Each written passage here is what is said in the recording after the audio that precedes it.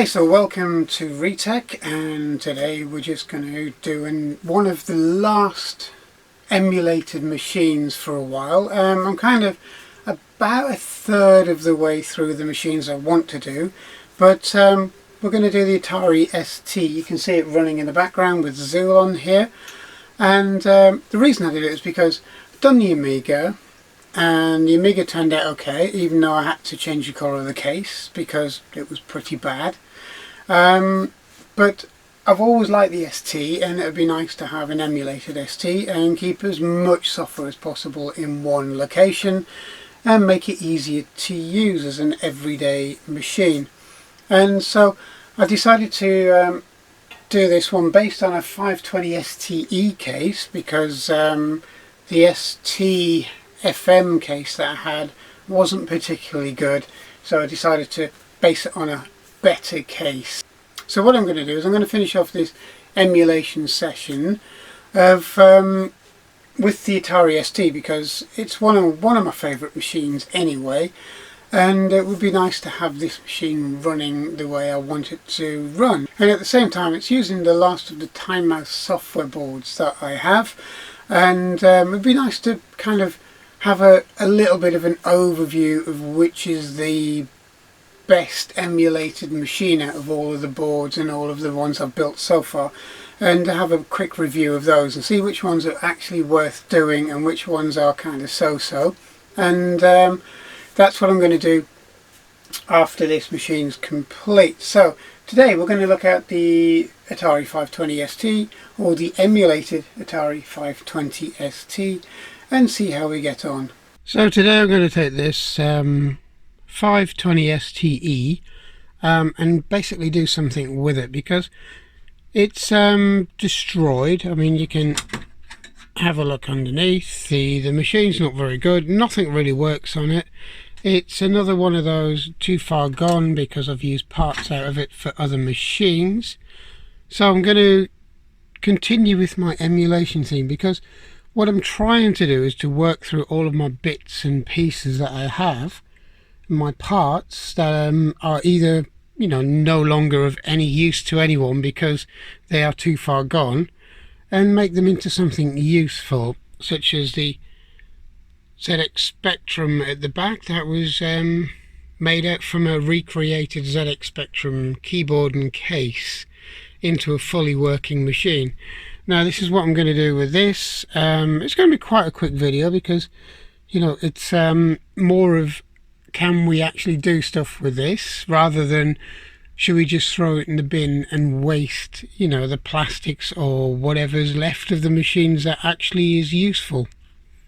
So I'm gradually working through my parts bin, and I've still got a few more to kind of work through, such as old Spectrum Plus 2s, DK-Tronics keyboards which need repairing, the old Spectrum 128 and Plus as well to sort out, as well as quite a few other little bits and pieces. I think I've even got another Atari ST kicking about. Okay, so we have the plasticizer coat on here now, and it's just waiting to dry, followed by the top coats on this machine now. This is your 520 STFM lower unit with the parts we're going to put into it. First off, we have the USB keyboard adapter, which is by Time Mouse software again. It's one of the last ones I bought just to try out and see if they were any good, and they have been so far, and they've saved me a lot of time with Leonardo or Arduino boards trying to get key maps and so on. And you know, they're not bad. I mean, if you think about the cost of these in comparison to how long it would take you to do it yourself, then they kind of work out. But I do enjoy actually doing it myself, so I think the next one I'm going to do, if I do another one on the emulation side, I'm going to go back to using my own boards. But for now though, these are really neat, really good way of converting older broken hardware into something useful.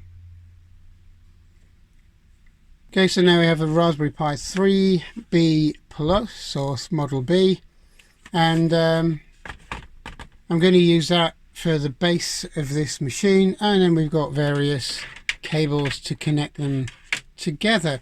The ST is quite a simple build. You know, really it's virtually all Raspberry Pi and the image you want to put on it, and we'll cover how the keyboard works with the joystick ports works when we put the machine together. So for now we're going to find out where we're going to place these items.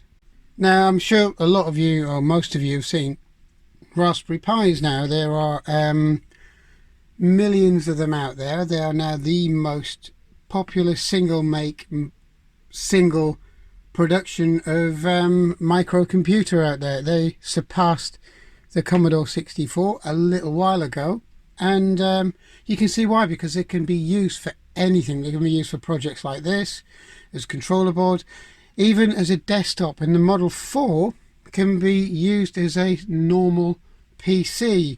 It will do just about everything you would do on your tablet or your PC, or even, you know, your laptop, to be honest. And they're incredibly good value for money, and they're incredibly useful. And I think that's one of the reasons why these Raspberry Pis have gone from being an educational unit to an all-rounder, which some say that this is really the modern micro, and I'm kind of agreeing with them, because, you know, you can do as much on these as you can on more expensive hardware, and that's where the micro kind of leapt from originally. It was can we produce a machine that's cheap, that's able to be used by the masses, and to be functionally good for whatever anybody wanted to do. And you know, this is the modern version of it, to be completely frank with you, and it's a very useful piece of kit. But in this setting, we are going to have the USB ports. We're going to have access to them. We're also going to need access to the HDMI and the power. Audio, no, not so much, because most of it's going to be through HDMI, but you know, if you want to, you can use it for standalone speakers, or plug it into a system that supports audio out. So you know, that's your option, and this is going to be quite easy to place, because it's going to end up plugging into the bottom of the keyboard. Now the simplest way of mounting it was to use the original cutout. So I'm going to use the original cutout here for the Pi, which will sit here, gives you access to everything that you need. And then I'm going to use a USB hub. I only need 2 ports on this, because you're really only ever going to need a joystick port on this machine, really, to be honest. If you wanted more, you can cut this little strike here, which will allow you to put all 4 into here. And if you're very lucky, you might even be able to use that post up against here and have all 4 in the machine anyway. But probably the easiest way is to use 2 ports, and then allow it to sit here. So you're going to have both the units in the right hand corner of the case. Okay, so I'm going to use mounting tape again, because at the end of the day, if I really wanted to keep this case as a retro machine, as a recreation, I would actually screw the machine into the bottom of the case, or at least get a couple of tiny little standoffs and put them through the case. But I found that this mounting tape is much better. I mean, it's very hard to peel off. It can be peeled off, but it holds these little boards in place very, very well. And if I ever want to reuse this case, the whole idea is I'm not going to be destroying a good case. So, you know, I may find a complete system board one day for one of these, or get one working, and I might want to reuse this case. So I'm going to mount the Pi in this corner right up against it, and I'm going to push it into place.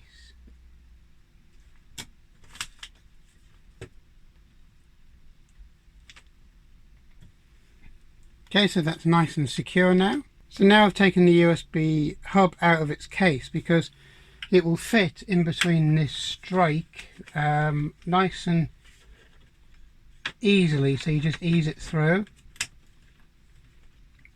and then push it down onto the mounting tape and secure it into place. And all that's left to do is to connect it up to one of your USB ports on the machine itself. Okay, that keeps it nice and neat. So the next thing is to take a keyboard, and it cannot be the STE keyboard because it has to use the joystick ports underneath, and it uses them as a USB adapter. So it uses these as a standard USB controller once it's plugged into the keyboard controller, which is why you can't particularly use the STE machine, because these are actually on the board itself. So this is a 520 ST keyboard, and all you need to do is then plug in the cable to one of these. And as you might be able to see, it's actually keyed as well, so you can't plug it in the incorrect way round. So now you have the small USB keyboard adapter plugged in, and then that's really it. You just got to mount this inside the case, and to keep things neat I'm going to mount everything along the back of the case. Okay, so we've got everything mounted in, the USB keyboard interface, the 4-port hub, and your Raspberry Pi is all mounted there, ready to be used. So the next thing is you just have to connect the two items together, and that uses a USB cable. This is quite a long cable, so I'm just going to extend as much as I need and have it under the keyboard itself. So we're just going to do that now, and there we have it. The reason it's quite a long cable is because it was originally designed for this to be used as an external USB keyboard. It wasn't particularly designed as an internal item. It was, so you could use this on a PC as a keyboard and so on, because most of the keys on your Atari ST are very similar to a standard modern PC keyboard, so this could be very easily used as a PC keyboard as well. But I'm going to use it internally and use it as a Raspberry Pi, or a Raspberry Pi enabled Atari ST. So we're going to now just get it all together and see what it looks like. And there we have is one modern version of an Atari ST 520 ST, and I'm just going to power it on and see what it looks like. Okay, so we have the 520 ST here fully built, and it's on the desk, and it looks like a nice machine, and it's, to all intents and purposes, is still an Atari 520 ST. And if I pan up, you can see Zool running. For all intents and purposes, it's exactly the same, and it plays the same and it runs the same, and it's no real difference. It's a nice machine to have. So what else is it like? Well, at the end of the day, I'm using a standard USB joypad on here. You can use normal Atari joysticks, and they actually work on the same joystick port underneath the keyboard as well, so that's a nice addition. And you can use a standard or USB mouse. It's actually one of my favourite mice, and I'm using it with this because it'll use any USB mouse that you would like to use on it, and it makes life a lot easier. So as you can see now, I've just booted into the desktop. It's quite a nice little desktop, and it's exactly the same as the standard Atari desktop. And the good thing about it, all of my software is actually neatly stored away. So clicking on these, you can see it's all put in order, and you have a list of games and software that you might ordinarily have. But other than the files and folders on here, everything is exactly the same as a standard Atari ST, with the addition that you can actually plug in extra USB keys in here full of software and run them as a disk. So you're not kind of limited to what you can do on this machine either, and it makes it a lot easier to keep all of your software in one place and to run anything that you want to run. there's no difference between using this and a standard Atari 520 or whichever Atari ST range you would like it to emulate, because it will do all of them, including Blitter, the enhanced, the standard ST and so on. So there's no chopping and changing models just to get something to run. So if I click on here and let's select Jetpack, I'd say.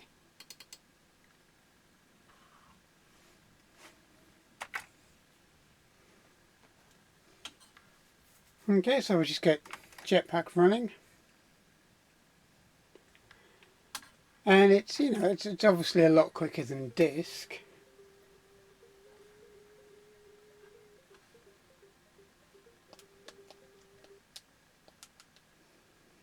And again, it runs really well, and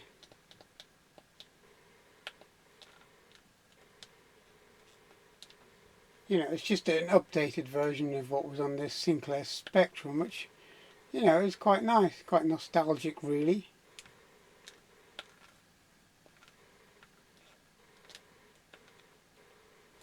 Okay. So it runs like any other Atari ST. Okay, so we'll run sysinfo on this machine, and you can see it's running 68,000 8 megahertz, and it's basically emulating a standard 68,000 Atari ST.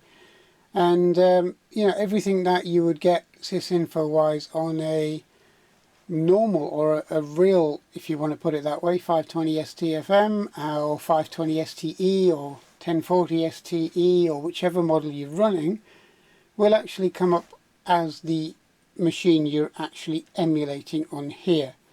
So, you know, it's very, very good and it's very accurate. And so far I haven't had any crashes on this machine, which is really, really nice. So that was the Atari 520 ST, and basically getting the machine to emulate and be reliable was quite a straightforward thing to do once you've got the software gathered together and you've got the hardware necessary to do so. But you know, if you start off with a really badly damaged machine, then it makes a lot of sense. So I hope you've enjoyed watching my emulation series. As to say, I'm about a third of the way through, but I'm going to cover other machines for the next few episodes to give everyone a little bit of a break from the emulators. And I'll come back to them a little bit further down the line. Okay, so I hope you've enjoyed this. I hope you've enjoyed watching how these machines are put together and how useful they can be. And I hope you'll subscribe, because there's a lot more videos and a lot more machines to cover in the future. Okay, so thanks for watching, and I'll see you again shortly in the future. Okay, thank you.